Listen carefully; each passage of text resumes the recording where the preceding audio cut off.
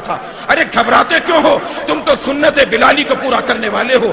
تمہارے اکابرین کے سر پر شہادت کا تاج اگر سجتا ہے، گھبراؤ مت، ڈرو مت، پروردگار عالم کے دربار سے تم لائن میں لگ جاؤ۔ وہ کون کھڑے ہیں؟ بلال حبشی کھڑے ہیں استقبال کرنے کے لیے۔ کون کھڑے ہیں وہاں پر؟ حسین شہید کربلا کھڑے ہیں۔ کون کھڑے ہیں؟ امام ابن تیمیہ حرانی کھڑے ہیں۔ کون کھڑا ہے؟ احمد ابن حنبل کھڑا ہے۔ کون کھڑا ہے تم کو استقبال کہنے کے لیے، گلے میں پھولوں کا ہار ڈالنے کے لیے؟ عطا اللہ شاہ بخاری کھڑے ہیں، حسین احمد مدنی کھڑے ہیں، شیخ الہند کھڑے ہیں۔ ارے گھبراتے کیوں ہو؟ وہ نورانی چہرے والا یوسف لدھیانوی شہادت کا تاج پکڑ کے کھڑا ہے۔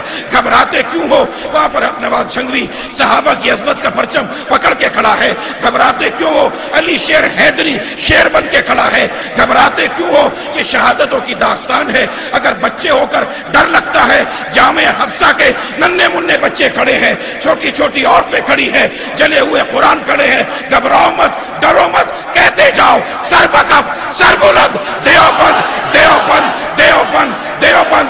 اس نسبت پہ قائم رہنا، اللہ سے دعا کرتے رہنا کہ مولا کریم جو نسبتیں تو نے عطا کی ہیں ان نسبتوں کی لاج رکھنے کی توفیق عطا فرمائے۔ وآخر دعوانا ان الحمدللہ رب العالمین۔